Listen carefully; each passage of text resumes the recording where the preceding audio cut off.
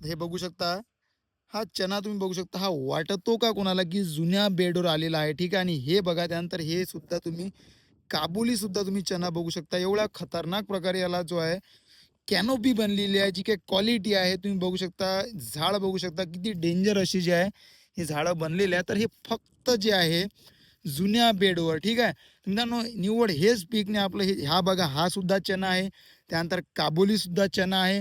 त्यानंतर समोर आपला जो की प्लॉट आहे तो सुद्धा तुरीवरच आपला तुरीचा जो प्लॉट आहे तो सुद्धा जुन्याच बेडवर आहे, मिरचीच्या बेडवर. आणि हे जे काय हे सोयाबीनच्या बेडवर होतं, ठीक आहे.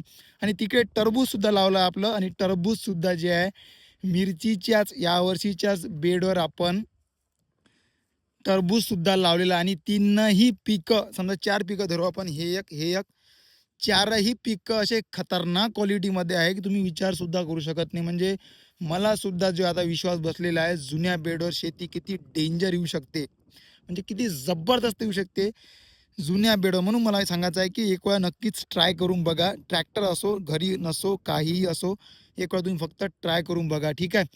आणि अशाच माहितीसाठी, प्रॅक्टिकल माहितीसाठी चॅनल नक्की फॉलो करून घ्या. कारण एक युवा शेतकऱ्याला तुम्ही सपोर्ट करायला पाहिजे, ठीक आहे. माझ्यासारखे शेतकरी जर शेतीमध्ये उतरले, किंवा युवा शेतकरी जर शेतीमध्ये उतरले, तेव्हाच जे ही शेती टिकणार आहे. आणि अशा पद्धतीची शेती जर केली तर आपला खर्चसुद्धा नक्कीच कमी लागणार. तर नक्की व्हिडिओला शेअर करा, चॅनल नवीन फॉलो करून घ्या.